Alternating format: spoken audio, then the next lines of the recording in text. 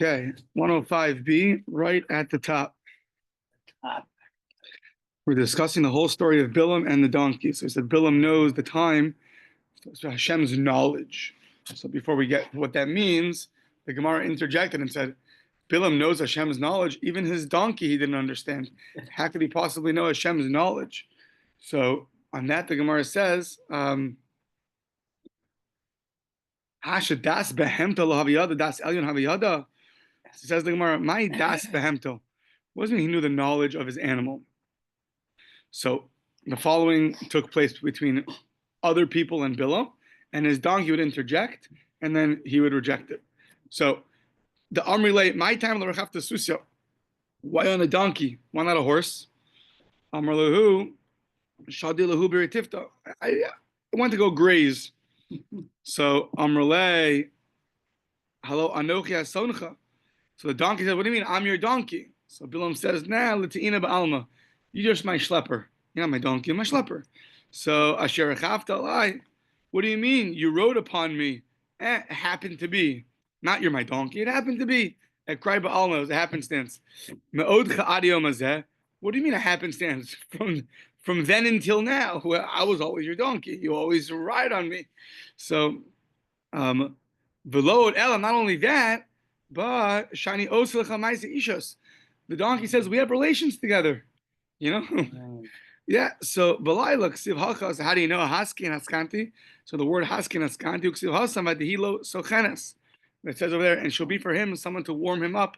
Meaning the word sochenes is referring to someone lying down, has implications of intercourse. So to haski and haskanti in our verse also means the donkey had relations with Bilam. So what does it mean? So you see it had the ability to so you see that it would talk back to his animal. It didn't even know all these things with the animal in this argument. So what does it mean? And what does it mean he knew? Meaning we see from the story that Bilam didn't know what to respond to the donkey. The donkey outwitted him, right? He kept trying to respond. He's like, what do you mean? What do you mean? And the donkey outdid him in this argument. So what do you mean that Bilam knows God's knowledge? How does he know God's knowledge? So what it means is that Gemara Brachos tells us there's a certain time of the day Hashem, so to speak, gets angry. It sounds like the attribute of judgment kicks in at that moment. And if you can tap into that, then you can cause destruction into the world. So and that's what the prophet said to the Jewish people. It's Balak Melech Moab. So I remember what Balak, the king of Moab, so Bilam responded to him, Ben Beor min Hashitim v'ad Gilgal, from Shittim until Gilgal, lema'an, in order, da'as tzidkos Hashem, to know the knowledge of the righteousness of God. Ma'i lema'an da'as tzidkos Hashem. What does it mean to know the righteousness of God?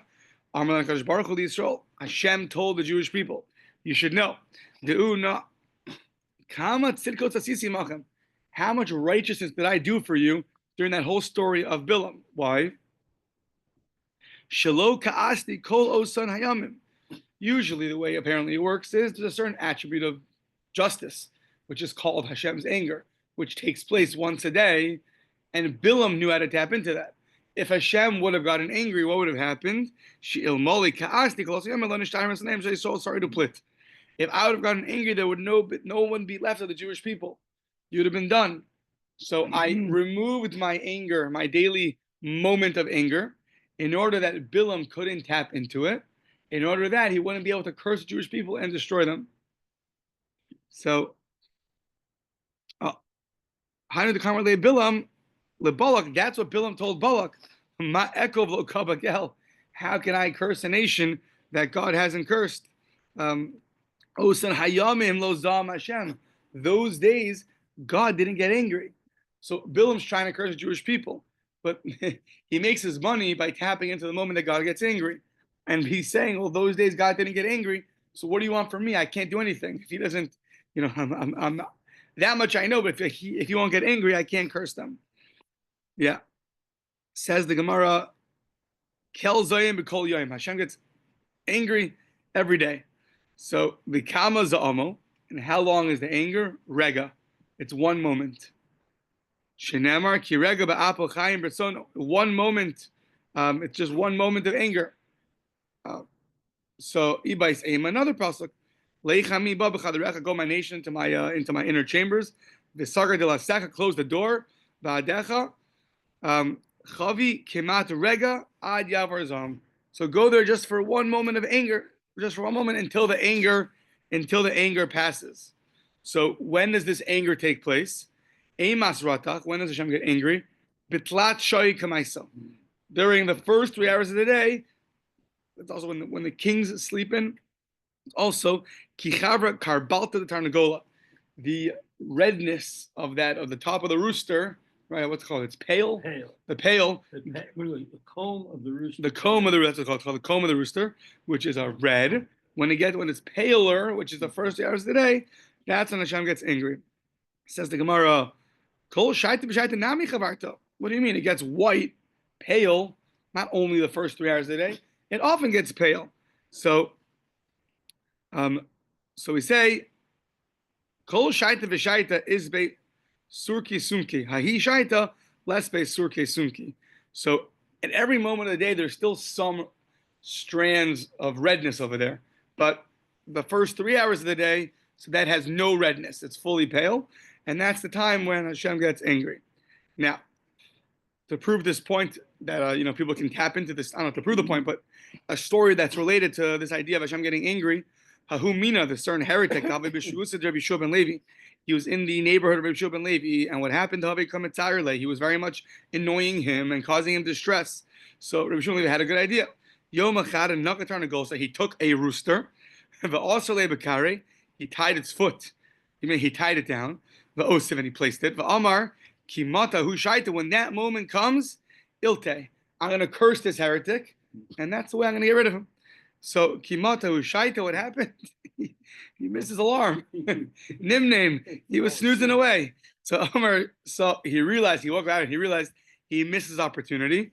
And Amar, he said, okay, it must be a sign from heaven. Shma mina lav orach ara. It's not proper to do this. Even against this heretic who's causing me distress, it's not proper to tap into that moment and curse him. Dichsiv gam enos tzadik lo tov, to give a punishment for a tzaddik to give a punishment is not good. To give a punishment to a tzaddik is not good. Afilu b'mine lo yibayle lemeimer hachi. Even to a heretic, I shouldn't really speak this way. I shouldn't really curse him with my rooster. Tana Mishmei Rav Meir, we learned the name of Rav Meir. B'shosha chamas v'rachas, when the sun is rising, v'amalachim anichin kisreim, those first 3 hours of the day, and the kings go and place the crown upon their head, al roshein u'mishtachem lechama miyad kois. Right away, that's when Hashem gets angry. Continuing with Bilam v'yakom Bilam b'boker, he woke up in the morning. He was a big leader, and he himself saddled his donkey. We've had this before by Avram Avinu. That incredible love can nullify, the way a great person's supposed to act. When you really have someone else saddle your donkey for you, when you have a tremendous amount of love, then you go and do it yourself. So that we learn from Avram Avinu. Avram got up early in the morning. He saddled his own donkey. And that was, by the way, by the Akedah. He wanted to go sacrifice his son, and you see, he didn't just go sacrifice his son. He did it with tremendous love. The tremendous love that he did it with. The opposite, sinna mivateles shura, hate. When you have tremendous hate for somebody or for something, that can also nullify the regular act of a great person. Shagadula mi Bilam. Bilam has all these officers with him. Have someone else saddle your donkey for you. You might have to do it yourself. Shenam Rav Yaakov Bilam babokar v'yakosh esasono. He had such hate to go curse the Jewish people. He hated them so much, he went and he saddled his own donkey. So, yeah. A person should always get themselves involved in Torah and mitzvos, even shelo lishma, even not for the right reasons. Even not for the right reasons. Meaning, start off even for the wrong incentives. Why? Because if you do it not for the right reasons, but it's going to cause you to go do it for the right reasons, you'll get there eventually. How do I know? For the reward of 42 karbanos, Shehikriv Balak, that Balak brought, this whole story of Balak and Balaam, a lot of sacrifices were brought. 42 of them were brought. What happened? No, he was doing it for the wrong reasons. Balaam told him to go sacrifice sacrifices. It was not for good reasons. The intentions were to go curse the Jewish people. But because of the sacrifice he sacrificed, amazing thing, Rus came out of him. Rabbi Yossi Bar Huna, Rus Bito Shel Eglon, she was daughter of Eglon, descendant of Eglon, Ben Bino Shel Balak, who was a grandson of Balak, Melech Moav Haisa. So you never know, even mitzvahs, even with the wrong intent. So you never know what they could do. Amar le Rabbi Rabbi Bar Mari Ksiv Yitav Elokim Es Hashem was very good too. Es Shem Shlomo Mishmecha. Okay, so now Yitav Elokim Es Shem Shlomo Mishmecha Vayigdal Es Kiso Mikisecha. So we're talking to David and Melech, and Hashem is telling him that don't worry, Shlomo's going to be greater than you. His chair will be higher up than you in the kingdom. Says the Gemara, what? Is that proper way to speak to a king? Don't worry, you're great. Your son, much greater than you. So, who said that's not a proper way to speak? Amrle, no, it means me'ain ka amrle. He wasn't saying he's going to be greater than you. He'll be saying he's just as great as you will be. You're great, and he'll also have tremendous success in the kingdom. And if you don't say this, if you don't say that it's that is just referring to he'll be as great and not greater, well, what's going to happen with the next verse in Shoftim? It says, "Tevorach minashim yael, ishes chaver hakeni, minashim ba'ohel tevorach." So Yael sounds like she'll be blessed. She'll be blessed. Sounds like what, more than the women that were in the tent. Well, who's that? Manin, who are the women in that are nashim ba'ohel manin? Who are the women in the tent?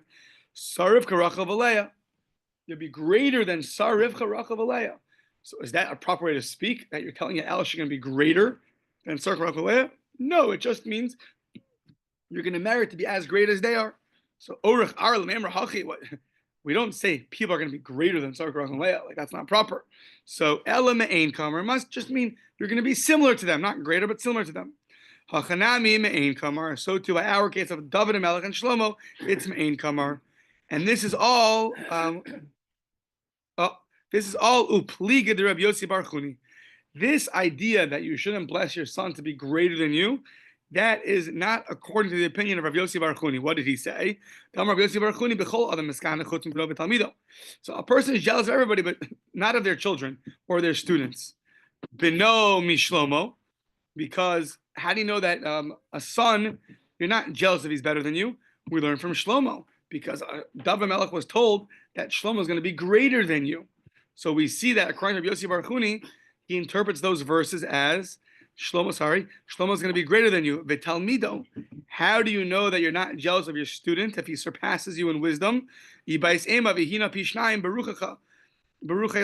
by Elisha, by Elio and Elisha, so Elisha, his student requested a double portion, and Elio went and he placed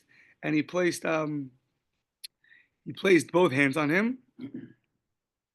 Yeah. Elio gave Elisha a double portion of what he was supposed to have.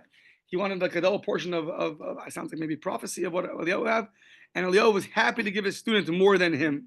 So there you see that a teacher is not jealous of their student if they surpass them. Alternatively, with Moshe and Yoshua, Hashem told him, put one hand on Yoshua. Moshe went and put both hands on Yoshua, and he's happy to give him, so to speak, whatever he has. That, I'm not jealous that he has as great as me. I'm happy to give him that. So you see that a student is not jealous, a teacher is not jealous of their students. Back to Bilam, Yasam Davar Bepi Bilam. So Bilam didn't curse Jewish people. What happened? There was a matter placed in his mouth. Well, what does that mean? So Rabbi Eliezer Omer Malach. There was a Malach that was there. Hashem sent a Malach, prevented Bilam from cursing Jewish people. Rabbi Yonas and Amar Chika, there was some kind of a hook. Yeah, I don't know if it's a literal hook or something in his jaw that was placed there that was sort of Hashem pulling the strings. Every time he tried, he pulled back this hook. Yeah.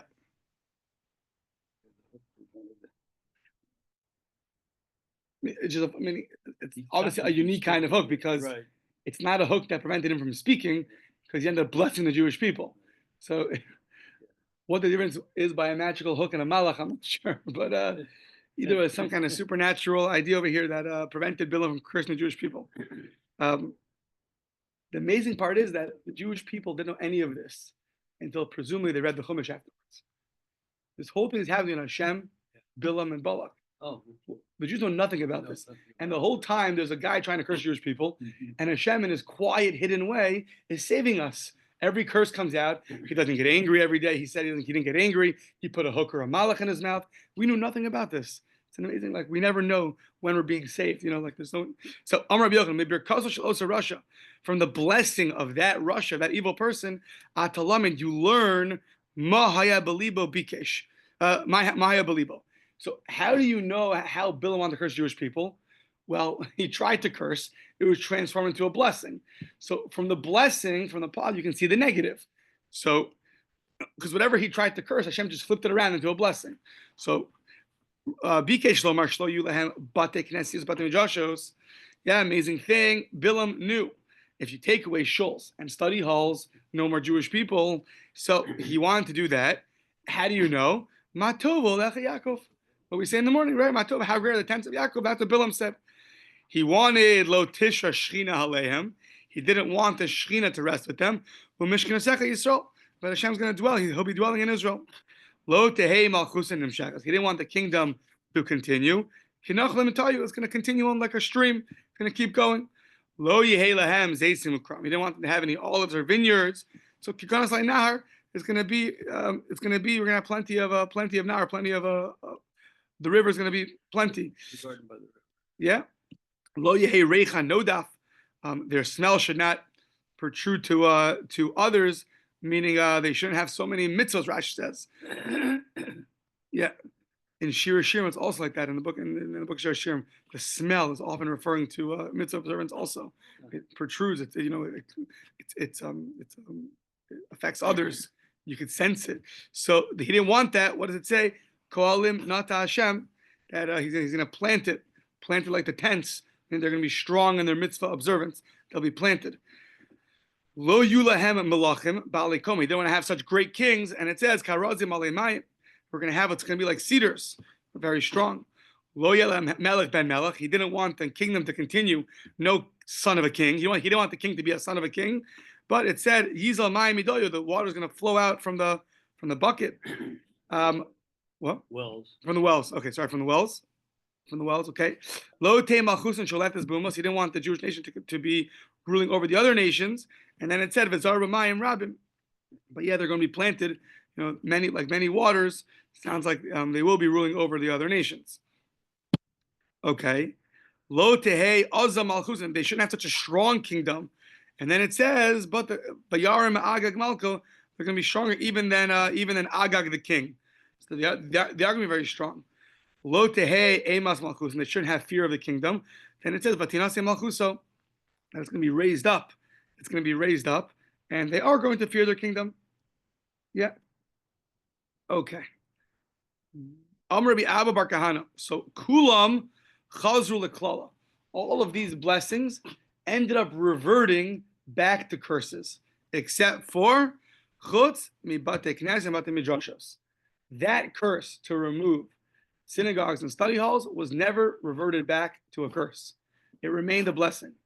Every other curse that Bilam uttered turned into a blessing, but it ended up reverting back into a curse. They ended up coming true. We ended up not having fear of the kingdom. We were not ruling over the other nations, but as we know, over the exile, we've always had places of studying Torah. It's never been extinguished from us. Shenemar, they tried, but they're not successful. Shenemar v'yapoch Hashem elokecha l'chas haklala lebracha. Hashem transformed as a klala to bracha. He transformed the curse into a blessing.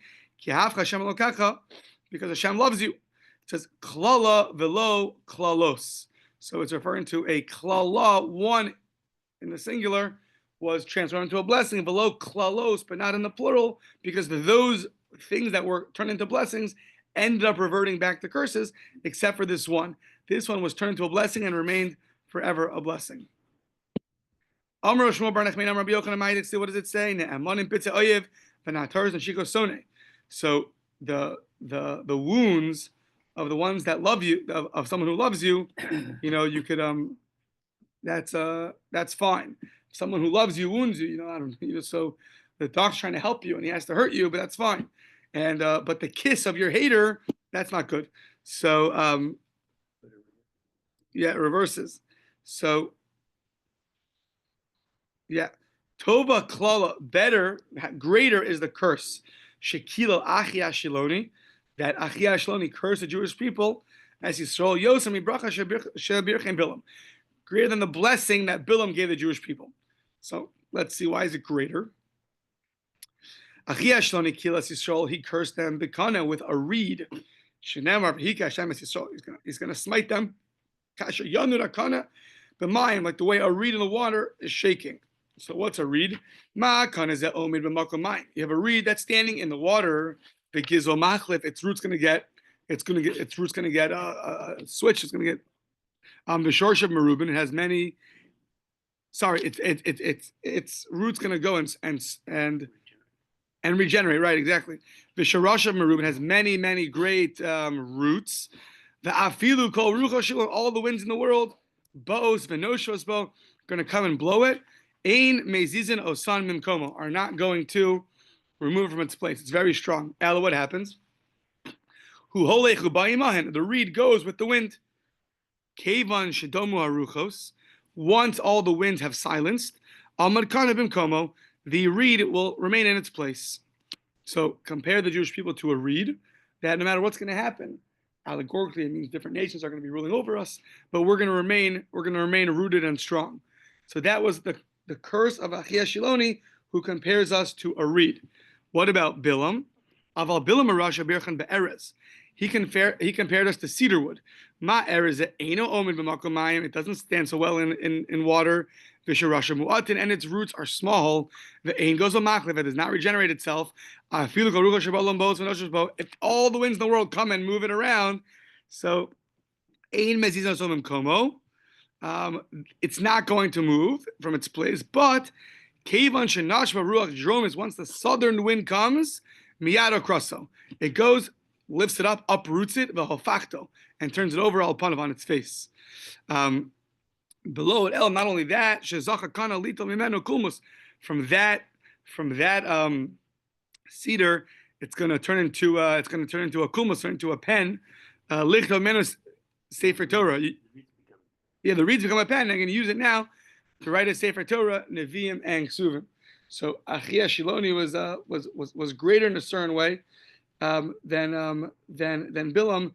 Sounds like it's greater because the reed can remain stronger than the cedar. Yeah. Okay. Now it says Vayar esakini vayisa mashalo. So still by Bilam. So Vayar esakini vayisa mashalo. So he saw the Kani and he said a parable. So who was the Kani? Yisro. Amar lo Bilam le Yisro. He told Yisro. He said to Yisro. Yeah, he said, Lo ha'yisa imo ba'osa etza. So mi hoshivicha etel esani olam. So he's saying, weren't you there with me in that council, in that meeting we had? It was me, Bilam, you, Yisro, and it was Eo. And now who placed you next to the highest, the strongest ones in the world? We saw earlier, we're going to see now also, Yisro's grandchildren were on the Sanhedrin. They were on the great court. So weren't you with us in that original council? It didn't sound like you were the best guy over there. And yet your grandchildren merited to be on the Sanhedrin. Maybe he didn't know that Yisro converted afterwards, or maybe he didn't know, not sure how much he knew. But so V'hainu, this is just like Amar B'chia Bar Abba Amar B'simai.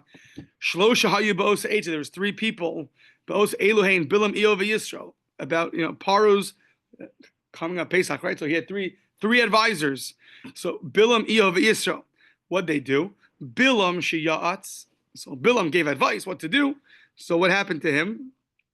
So what happened to him was he Nerag, he was killed. Eov was there. He stayed silent. Sheshasak. What happened to him? Tremendous affliction. Nidon be Yisurin. The Yisro what happened to Yisro? Shebarach, he ran away. He's like, I'm out of here. This is not good. Not a good, not a good peer group to be part of. I'm gone. So what happened to him? Zachu b'nei bano leishe v'lishas agasis. His grandchildren merited to be part of literally the area of the hewn stone, which is where the Sanhedrin sat in the base of Mikdash, next to the base of Mikdash. Shenamra, how do you know that Yisro's grandchildren were part of the Sanhedrin? It says in Mishpacha Sofrim, the family of the scribes. The scribes is going to refer to the Torah scholars, and it's going to refer to them one of the names of Yisro's family. Yosha, Yavet, Sartaim, Shemataim, Suchataim, Hema, Hakanim. Hakanim is Yisro's family. Habayim, Machmas, Avi, Beis Rechab, Uksiv, Ubnei Keni, Chosen, Moshe. Those Canim are the scribes, and Ubnei Keni, Chosen, Moshe. Bnei Keni is referring to Yisro, the one who Moshe was his son-in-law. Allah Me'irat Marim. So you see that those Canim that were the scribes, the Torah scholars, that Canim was the family of Yisro. As it refers to the Bnei Keni is Yisro's son-in-law Moshe. Okay, so continuing with Bilam, the Yisa Mashalo, and he said over this parable, the Yomer, Oy mi sheyichya, Oy mi yichya misumo kel. Woe is to the one who revives themselves from literally the placement of God. So what does that mean? Amar Rabbi Yochanan, Oy la le'uma. Woe unto the nation. Shetimtza b'shah shekadosh baruch hu oseh pidyon lebanav. Woe to the nation that's going to be there when God is redeeming His people and bringing Mashiach. So, and the parable is mi matil ksuso bein labi lelevia b'shah shenischakim zayim zeh. When you have a big lion and a lioness, female lion, when they're mating together, would you dare throw anything in between them? It's such an intensity, you would never do that. So too is the intense love between Hashem and the Jewish people at the time that He's going to redeem us, which woe onto the nation that's going to try to get into Hashem's way. It's not going to be good. Okay. It says, continuing with Bilam, V'tzim miyad kitim ve'inu asher ve'inu ever v'gam hu adei oived. So it says, V'tzim miyad kitim. So, what's V'tzim miyad kitim? So Amar Rav Liban Aspir. It's a place called Kitim. Is a place called Liba Aspir. Okay. Then it says Ve'inu Ashur. Something about Assyria. Ve'inu Aver. So what does that mean? Ad Ashur Katle Miktal Mikan ve'elach Mishabdi Shibude. So until Ashur, they're going to be killed. From this point forward, they're going to be subjugated. This is referring to what? This is referring to the Jewish people?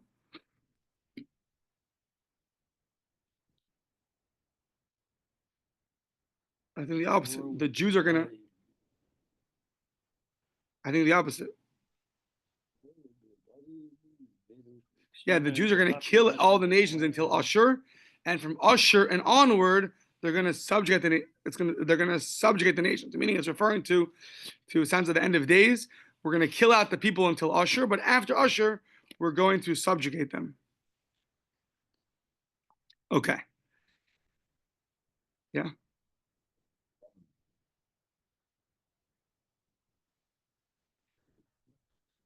That was the Kitim. The Kitim are the Roman.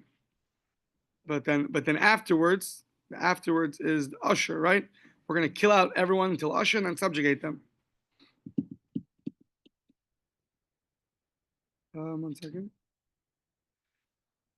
Or maybe it's the other nations are going to go and kill everyone out until Ashur and then subjugate us.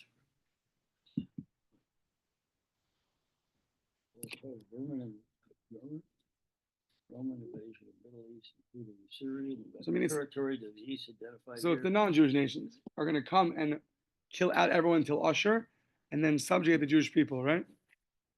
Or then subjugate... It will be bloody and exterminate the population of the lands and conquered as far as Assyria. Okay. So it's referring to the other nations, not us. They're going to go and kill everyone until Assyria, and from there they're going to subjugate the people. So, continuing with Bilam. Hineni holech la'ami. I'm walking to my nation. to give advice. Asher yasa amazeh. So he says he phrases it very interestingly. He says, so he's trying to they're trying to destroy the Jewish people to him and Balak, and he says, that your nation should do to this nation. Now he should have said, he should have said what your nation is going to do to this nation, to the Jewish people, but instead he flipped it. So he should have said Amcha, your nation, la'amazet, to this nation, mibayile. So why did he not say that? Rabbi Abba Bar Kahana ke'adam shemekalas atzmo v'tola kalaso b'yachirim. It's like someone who curses who's cursing himself, but v'tola kalaso b'yachirim, but he's putting the curse on somebody else. So Bilam, instead of referring to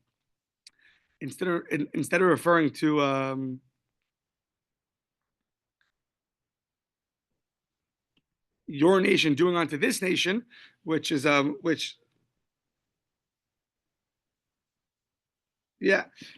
was giving Balak advice how to get the Jews to sin. So, but he should have phrased it differently. So instead of phrasing that, he phrased it in the opposite way. Why? Like a person who's mikal es atzmo, who curses himself, v'tole klalaso b'acherim, but instead of putting the curse on himself, he puts it on his friend. So to Bilam, he was about to give them advice about how to get the Jews to sin. So instead of saying what your nation should do to this nation, meaning all this promiscuity, he said it the opposite way. What this nation should do to your nation. But he was really referring to what Balak, your nation is going to do to the Jewish people. But instead of phrasing it that way, he'd rather phrase it the other way, to not put a curse on them, to not denigrate them too much. So instead he said, what do the Jews need for them to have a downfall, instead of how can your nation cause them a downfall? Okay. So he told them the following. This is after he tried all these curses, it didn't work. Amar lahem elokechem she'elu sonei zima. So he says that this God he hates promiscuity. Mm-hmm. So meaning my cursing hasn't worked so far. I tried. It didn't go. But I'll tell you one thing. He hates promiscuity. If you can get them to be promiscuous, then you're good to go. So that's one. He hates sonei zima, who behem, apparently Jewish people, they really enjoyed kli pishtan, certain clothing, flax clothing. So bo ba'asicha eitz, I'll give you advice. Aslen kloim. So go make for them tents. Go make tents. The hoshe ben zonos, and go plant prostitutes, and put an older lady, zakena mibachutz, the yalda mibifnim, and a younger lady inside the tent. And now you should be sell this flax, these garments of flax. V'imkru lahen kli pishtan. So now, so what happened? Aslan klayim, they made tents. Aslan klayim mehar sheleg ad beis hayisimos. That's from one area called the mountain of snow into the place of Yisimos. And what happened? He placed these promiscuous women, Voshim ben zonos, zakeni b'chutz, v'yalda mibifnim, an older lady outside, a younger lady inside. Now what happened? At their joyous times, where they were happy and drinking.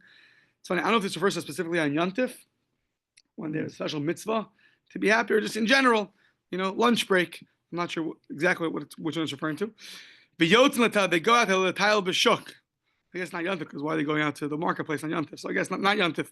Yeah. So at the time that they're happy and jolly and they're going out shopping, they went to the mall. What happened? Omeres lo azekena, the elder lady said, don't you want some nice flax clothing? Zakena omeres, So now she offered him, the going rate. Omeres lo b'shava, $10 it cost. She offered him $10. Now pops out the pretty lady in the tent and told him Omeres lo b'pachosh time b'shalosh pamim. She's gonna give him 2 or 3 times lower price.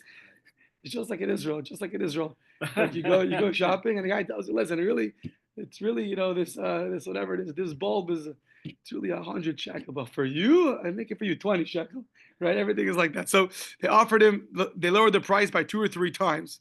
Okay, sounds like that got him in a little bit. She's a good salesman. V'achar kach, it's like nowadays when you have billboards for like on the highway for like cars, and next to that is like some pretty woman, right? It's mamish the same thing over here.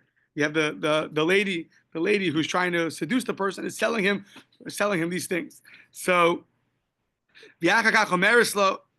and then she told him, "Kiben bias. You're like a part of the house over here. You're so welcome here. You're just like one of us. You're like." So what happened? So Shav bar la'atzmecha.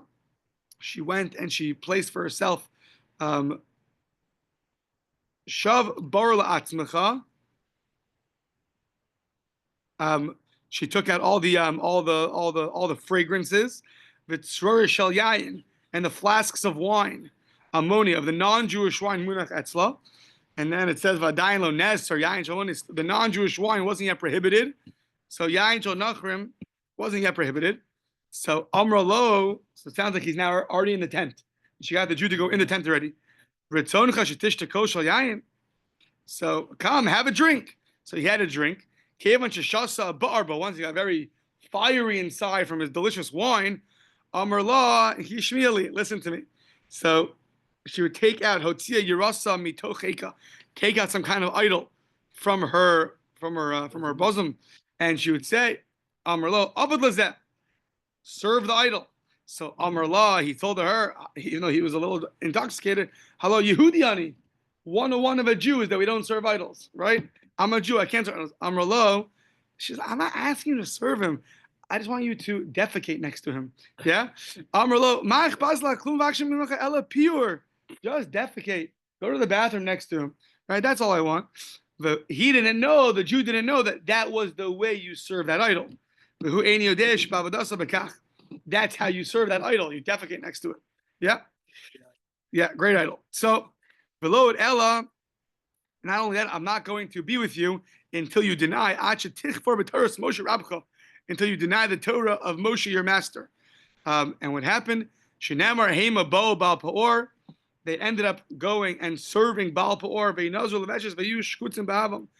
they ended up rejecting.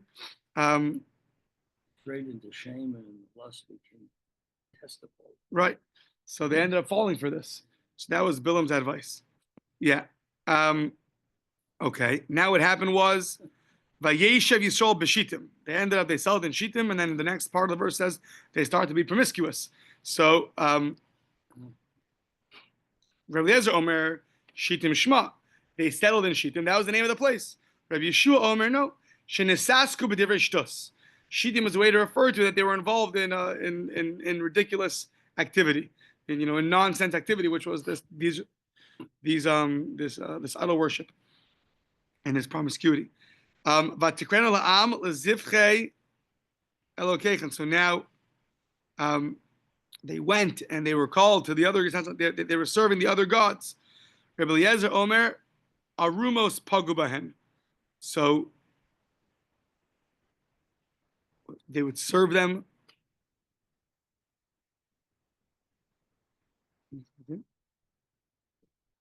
They would serve them naked, right? Yeah. Okay.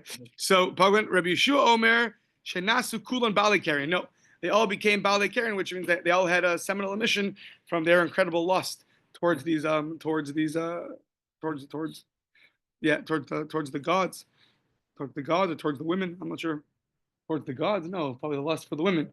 The women who made for the women who ended up convincing him to do these idols. Right. Okay. Ma'i Lashon Refidim. So once we just talked about the name of a place and what it means, we know that the Jews, before we got the Torah, we came to a place Refidim. From Refidim went to Har Sinai. What does it mean Refidim? Rabbi Eliezer Omer Refidim Shema. That's its name. Rabbi Yeshua Omer no. Sheripu Atzma Divrei Torah. They weakened their hands from Divrei Torah. So they weakened their hands from Divrei Torah. By the way, that's when Amalek came. Amalek came then. They weakened their hands from Divrei Torah. By Haman, the Gemara says the same thing. They weakened their hands. They were lazy in divrei Torah. What happened? Haman came. Yeah.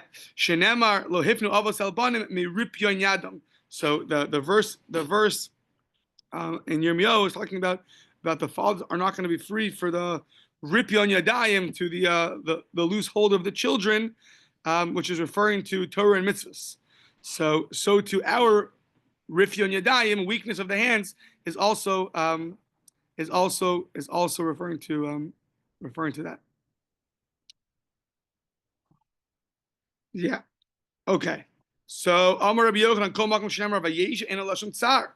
Whenever it says vayeshev and they settled down, there's always referring to something that was negative. How do I know? Shenemar vayeshev yishol b'shitim. They settled in shittim, not good.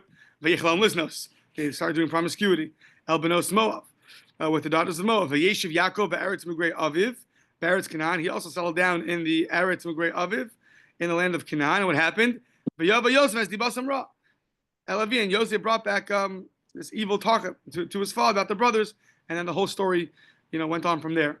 V'nemar vayeshev Yisrael be'eretz Goshen, and Yaakov was dwelling in eretz Goshen. What happened? Vayikri me Yisrael lamos, and his days came close to die. Yeah. Vayeshev Yehuda v'Yisrael levetach. So now Yehuda and Yisrael. Now we're jumping from Bereshis to Malachim. Vayeshev Yehuda v'Yisrael levetach ish tachas gavim v'tachas tein also. Yehuda and Yisrael settled, each man under its vine, or under his fig tree. And what happened? Vayakom Hashem Satan l'Shlomo es hadad ha'edomi mizar melech hu be'edom. And then all of a sudden, the Satan came to Shlomo.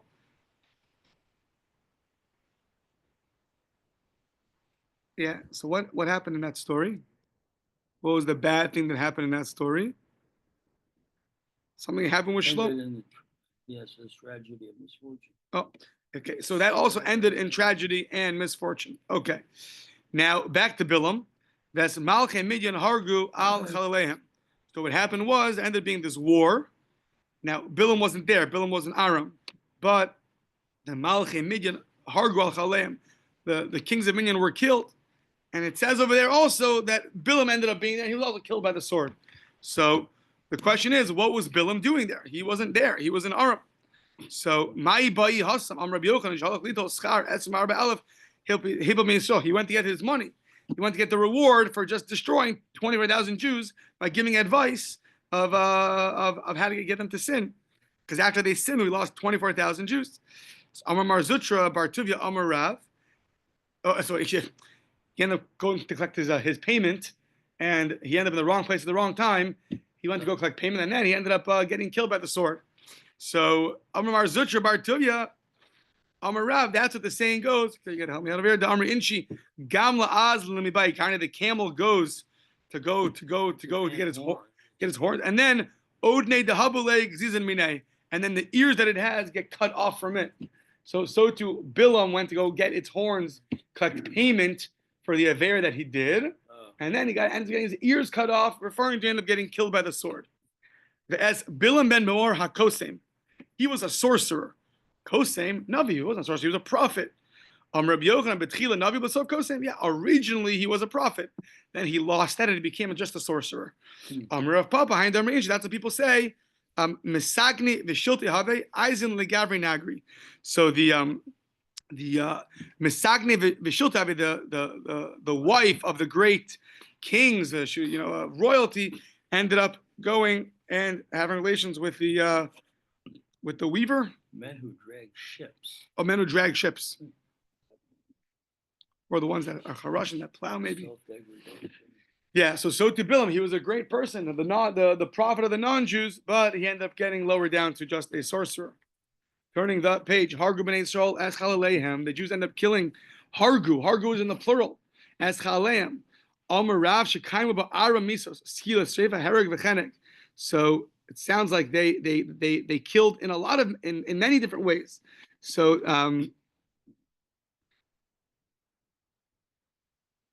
referring to Bilam. So they killed Bilam in plural killings. It says they killed him in all four methods. Yeah. This heretic, Asher Chanina, Mishmi Alach Bilam Bar Kamavi, do you know how old Bilam is? So I'm writing his biography. I got to know when he lived and when he died. So Amrle Michtav Loksiv. It doesn't say anywhere how long he lived. I'll tell you one thing it says: that the people that are all tricky people don't even live out half their days. Since days are 70, 35 is half. He must be less than that. Those people that are killers and trickers, they don't live out half their days. So therefore, Batlatim Betlat Shanin or Batlatim Arba Shanin, 33, 34 years old. Rashi points out this seems to be at odds with the opinion we had a few minutes ago that Bilam was there in Egypt as one of the advisors to Paro, because then he would have survived at least, 200 years, whatever it was. So, yeah. So, Amar Le, so the heretic gives the validation as if he needed it, right? Shut up your comments. Yeah, you said good. That was good. Good point. So, so then he says, L'didi Chazle Pinkas said the Bilam. One time I saw the diary of Bilam. Interesting. V'havik Siv Bey Barn Tlatim Etlat Shanin. It says Bilam Chagira. So it says that Bilam in his diary there it says that he was 33 years old. Bilam Chagira Kad Kotel Yisei Pinchas Lista. He was killed by Pinchas the outlaw. The Lista the outlaw. Here it's Rashi like the officer of the army. Yeah. So Amarle Mar Brei the Ravina Libre. So Mar the son of Ravina told his son, Bekulu lo tavis lemidros lebamri bilam Russia. All these bad guys, don't spend so much time expounding every evil thing that they did, except for Bilam. Expound away. Anything negative you can find about him, find it. The Kama the Meshakas Bey, Darish Bey. Find as much as you could that's going to degrade him lower and lower and lower and lower. Doeg. So now back to those people that lost their Olam Haba. Ksiv Doeg uksiv Doyeg. It says Doeg and it says Doyeg. What's the discrepancy? Amr Rabbi Yochanan B'tchil Yoshev HaKadosh Baruch Hu V'Doeg. Shem Hayat Zelatarbas. Hashem was sitting and, so to speak, was worried. Maybe he's going to go into evil. He's going to go out and do evil. Tarbas Ra. La'achar Shiyatza 1 to end. He said Amar V'Hai Shiyatza Lezeh. Oy, that he went out to do this.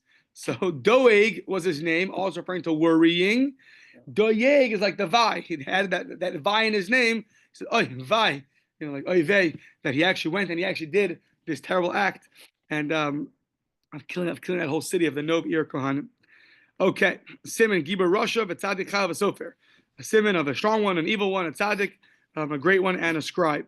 Amar Rabbi Yitzchak says Yitzchak Ma'idich. What does it say? Matis halal b'ra hagibor. So the verse in Tehillim says Matis halal b'ra hagibor chesed kel kol hayom. So why is the evil one? Why is the great one? Praising himself in evil? Hashem's chesed all day long. Hashem does chesed all day long. What does that mean?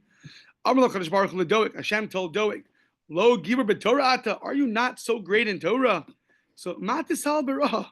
So what are you doing all these what are you doing all these evil? Lo chesed kel netulecha kol hayom. Do you not have the so the answer is he doesn't have literally the charity of God all day. Meaning, Rashi says that we know we say in Eshes Chayil v'Torah chesed al lashona, that the Torah of chesed is on her tongue. So different interpretations, but here it means Hashem asked him, why are you speaking Lashon Hara? About David HaMelech, don't you have Torah on your lips? You're a great Torah scholar. Yeah. Yeah. So V'amar Rabbi Yitzchak.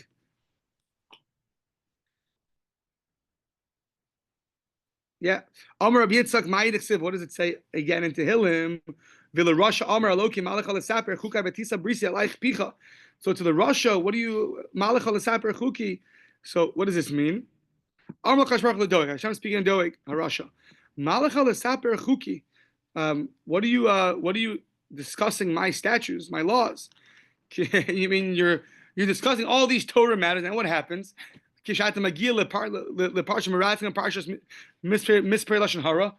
get to the part about killing, about murdering, and about Lashon Hara, then what are you going to say over there? Ma'ata dorish behem. What are you going to say over there? Because you yourself are one who spoke Lashon Hara and one who murdered. So it says Vatisa Bris Yalai Picha. So it says there that Doeg's Torah, literally there's a covenant with his mouth. What does that mean? Amr Ami Ein Torah Shel Doeg Ela Misaf V'Lachot. It's very important. His Torah learning, as great as he was, it was mere lip service. It was, yeah, he might know a lot, he might this. It was lip service. It didn't enter down into his heart. Lip service Torah is not Torah. It's on, at least on its the way it's supposed to be. It's supposed to enter to the heart and not be lip service, but actually affect the heart. So that's why he can sound like that. Therefore, he can read the parts about murder. I'm adding now. He can read the parts about murder. It's not going to affect him at all. Therefore, what? It's all lip service. But if you're a murderer and you read the part about murder, it should hurt you. Like, oh my gosh, I did something wrong. But if your Torah is just lip service, oh, that's interesting. Shabbos is a nice thing. It's very interesting, yeah. But you're like, hold on, I do that. Oh my gosh, I do that. So then that's the way it's supposed to be. You take it to heart. What does it say? So it says, Hashem saw that tzaddikim vayiro, and then he saw them v'alav yischaku. So what does that mean? B'tchila yiru u'lebasof yischaku. So originally, what they feared him, and in the end, they feared. And in the end, they ended up they laughed because they died with. They would fear someone like Doeg, but then they laughed, or Bilam, but then they laughed because they died. They died early. What does the verse say? Chayil bala v'yikenu ibitno yerishenu kel. So Chayil Bala, what's it referring to? Amar David Nekash Baruch. David said to Hashem, Ribono Shalom, Yomus Doag. So he's asking to kill Doeg. Amar Lo Chayil Bala v'yakienu. So the great one's going to be swallowed up and then spit back out. Which swallow treasure, it will disgorge it, that shall purge it from his gut. Quite much time. Right. So the wicked slanderers. Amar Doeg, Yamus Doeg, Amar Lo Chayil Bala v'yakienu. So it sounds like it's going on his Torah learning. He's like, I'm going to wait to kill him until he forgets his Torah. So Amar Lefana Mibitno Yarishenu Kel. So then from his stomach, Yarishenu Kel, he's gonna remove him. Meaning, don't wait until he forgets his Torah. Rather, just meaning don't wait for it. Just do it now. Make sure he forgets his Torah now, and then go and kill him.